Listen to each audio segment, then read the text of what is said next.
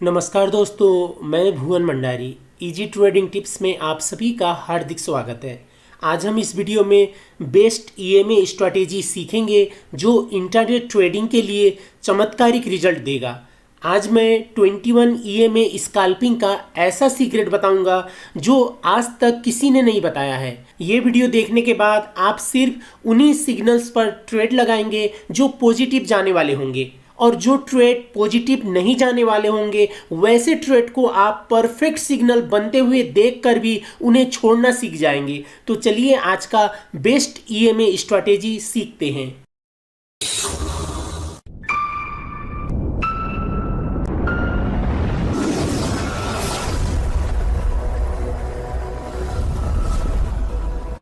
शुरू करने से पहले आप सभी से अनुरोध है, अगर आपने अभी तक इस चैनल को सब्सक्राइब नहीं किया है तो प्लीज़ सब्सक्राइब कर लीजिए और बेल आइकन को भी ऑन कर लीजिए ताकि जब भी मैं कोई नया वीडियो अपलोड करूं तो उसका नोटिफिकेशन आपको तुरंत मिल जाए। ये AUD CAD का चार्ट सिलेक्टेड है अल्फ़ाबेटिकली, ये ऊपर था तो मैंने ये सिलेक्ट किया है। आप किसी भी करेंसी पेयर्स पर ये स्ट्रैटेजी यूज कर सकते हैं। तो हम देखेंगे सिग्नल्स कैसे हमें परफेक्ट मिलते हैं। फ्राइडे को मार्केट यहाँ क्लोज्ड हुआ था, आज संडे है, कल मार्केट ओपन होगा। तो फ्राइडे को कुछ सिग्नल्स बने थे बेस्ट सिग्नल्स, तो उनका एग्जांपल हम देखते हैं। हमें कुछ नहीं करना है, ये प्योर प्राइस एक्शन स्ट्रैटेजी है। हम सिर्फ 2 ईएमए यूज करेंगे ट्रेंड देखने के लिए। पहला ईएमए है 21 पीरियड का ईएमए है। ये बहुत ही स्टैंडर्ड पीरियड होता है, बहुत लोग यूज करते हैं। कोई 20 का भी यूज करता है लेकिन कोई फ़र्क नहीं पड़ता है, मैं 21 का यूज करता हूँ। ये 21 ईएमए एक हमने यूज किया, फास्ट मूविंग एवरेज हुआ, और ये स्लो मूविंग एवरेज होगा, ईएमए होगा 50 का होगा। तो एक 50 का यूज करना है, जो यहाँ मैंने ये कलर इसका रेड रखा है, और एक 21 का।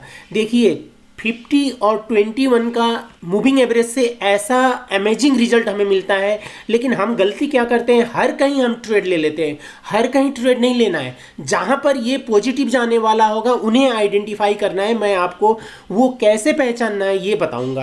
तो पहला कंडीशन है, हम जब भी इस पर ट्रेड करेंगे, मूविंग एवरेज लगाएंगे, तो पहले आपको देखना है कि जहां आपको ट्रेड करना है वो 50 के नीचे, मान लीजिए यहाँ पर सिग्नल बना है, बुलिश एंगलफिन बना है, तो ये पहला कंडीशन तो ये एवरेज बुलिश एंगलफिन होना चाहिए। ये 21 पीरियड के ऊपर क्लोज होना चाहिए, या इसको ओपन भी ऊपर होता तो भी ठीक है, क्लोजिंग ऊपर देना चाहिए।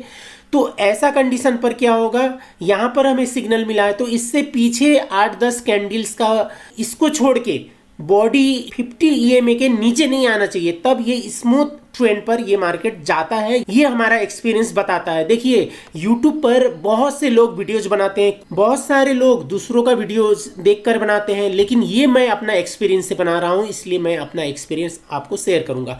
पहला कंडीशन ये हुआ। दूसरा कंडीशन आपको ये देखना है कि ये मूविंग एवरेज इस तरह पैरेलल होना चाहिए, ये सही है, लेकिन इसका गैप ज़्यादा नहीं होना चाहिए। ये 2 मूविंग एवरेजेस हैं, इनका गैप ज़्यादा नहीं होना चाहिए। फ्राइडे को यहाँ बड़ा कैंडल बना था न्यूज़ के कारण, तो मैं इसको यहाँ आगे करता हूँ, तो ये देखिए बस ये नेचुरल आ गया।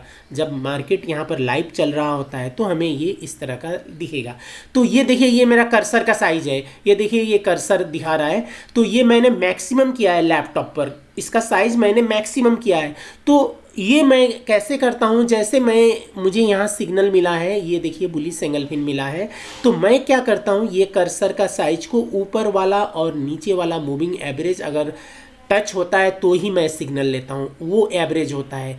देखिए यहाँ पर ये टच नहीं हो रहा है, यहाँ पर ऐसा ज़्यादा वाइडर होने के बाद क्या होता है, ये कर्व हो जाता है, नीचे क्रॉस कर देता है, मूविंग एवरेज नीचे आ जाता है। यहाँ पर अगर बुलिश एंगलफिन बनेगा या हैमर बनेगा तो भी हमें वो रिजल्ट नहीं देगा, क्योंकि देखिए यहाँ पर कितना वाइडर हो गया है, कितना चौड़ा हो गया है। यहाँ पर हम कर्सर रखते हैं तो ऊपर वाला को मैंने टच किया है, 1-2 पर भी ये टच नहीं हो रहा है। तो हमें क्या करना है, ये आप पीप भी मेजर कर सकते हैं, पीप से भी कर सकते हैं, लेकिन सारे करेंसी पेयर्स पर अलग अलग होगा, थोड़ा ज़्यादा ऊपर नीचे दिखेगा, इसलिए ये आप अनुमान लगा सकते हैं। शुरू में आप ये जो कर्सर है आप मोबाइल से देखते हैं तो ये अनुमान लगा लीजिए, ज़्यादा चौड़ा नहीं होना चाहिए। मैं लैपटॉप यूज करता हूँ तो ये कर्सर भर का दोनों को टच करता है तो मैं सिग्नल लेता हूँ। देखिए यहाँ पर हमने सिग्नल मिला था, एवरेज बुलिश एंगल्फिन होना चाहिए। दूसरा आपको सीक्रेट बता दूँ, दुनिया में कोई भी नहीं बताएगा, ये रेड कैंडल है, रेड कैंडल से ये बड़ा बनेगा तो बुलिश एंगल्फिन होगा, ठीक है, लेकिन इसका जो लेग है अगर ज़्यादा होगा, इससे ज़्यादा होता तो ये अच्छा रिजल्ट हमें नहीं देता। लेग भी इसका ज़्यादा होना चाहिए, एंगल्फ मतलब सिर्फ बॉडी को नहीं करना चाहिए, लेग को भी एंगल्फ करना चाहिए। आप देखिएगा किसी भी बुलिश एंगल्फिन का ट्रेंड में देखिएगा, ये परफेक्ट बनाए, एवरेज बनाए, अगर इसका लेग यहाँ तक होता तो ये हमें रॉन्ग देता है, रिजल्ट पॉजिटिव नहीं देता। आप एक्सपीरियंस देखिएगा, ये मेरा एक्सपीरियंस मैं आपको शेयर कर रहा हूँ। तो यहाँ कंप्लीटली लेग बॉडी सारे को एंगल्फ है, बॉडी ज़्यादा बड़ा नहीं है, एवरेज है। और ये क्या है, ओपनिंग नीचे हुआ, भले ही इसके नीचे हुआ लेकिन क्लोजिंग ऊपर है, ये हमें चाहिए 21 के ऊपर क्लोजिंग होना चाहिए और इसके नीचे बॉडी नहीं होना चाहिए। इस ये पेयर का होता है तो ठीक है, इससे पीछे 8-10 कैंडल का बॉडी इसके नीचे नहीं होना चाहिए, तो ये ट्रेंड पर मार्केट जाता है, हम ये समझते हैं, हमारा ये एक्सपीरियंस बताता है। तो ऐसे में हमारा क्या होगा, यहाँ सिग्नल लेंगे तो एसएल हमें डबल प्रोटेक्ट करेगा। हमारा 50 के ईएमए के नीचे का एसएल होगा, तो 50 के नीचे एसएल होता है तो वो आपको सिग्नल अच्छा नहीं मिलता है तो भी टच नहीं करता है। 50 ईएमए को बार बार ऊपर नीचे मार्केट क्रॉस नहीं करता है, इसके ऊपर मार्केट चला जाता है तो कुछ देर ऊपर ही रहता है। तो ये हमें डबल कन्फर्मेशन मिला। ऐसे यहाँ का होगा टारगेट, आप 1:2 का 1:1.5 का ले सकते हैं। दूसरा सिग्नल देखिए, ये भी बुलिश एंगल्फिन है, इसका हाई को देखिए, इसका हाई से ऊपर है तो ये भी हम यहाँ भी ट्रेड ले सकते हैं, ये परफेक्ट है, ये भी ले सकते हैं। यहाँ का एसएल होगा, हमारा एसएल प्रोटेक्ट करेगा। अब देखिए ये यहाँ वाइडर हुआ तो यहाँ पर अगर हमें सिग्नल इसका मिला है तो भी हमारा ये सिग्नल नहीं बनेगा। ये देखिए हमारा ये जो 2 लाइंस है ये ज़्यादा वाइडर होता है, फिर भी उसके बाद ये इस तरह कम डिस्टेंस होता है तो भी हमें ट्रेड नहीं करना चाहिए। यहाँ ज़्यादा वाइडर नहीं था, जैसे यहाँ ज़्यादा वाइडर हो गया, ज़्यादा चौड़ा हो गया, अब ये नीचे आएगा तो भी यहाँ पर इसके अंदर आ जाएगा, कर्सर के अंदर दोनों लाइन टच करेंगे तो भी हमें यहाँ सिग्नल परफेक्ट मिलेगा, तो भी रिजल्ट नहीं देगा, वो नीचे ब्रेक करेगा। ये 21 पीरियड का ईएमए है, ये इसको ब्रेक कर देगा 50 का और नीचे जाएगा मार्केट। तो ये समझना है, यहाँ थोड़ा वाइडर था, उसके बाद हमें सिग्नल मिल रहा है तो ठीक है। आप कहीं भी देख सकते हैं, इसका रिजल्ट बहुत ही अमेजिंग हमें देगा। देखिए यहाँ क्रॉस किया, क्रॉस करके यहाँ पर बेरिश एंगल्फिन बना, बहुत अच्छा कैंडल था।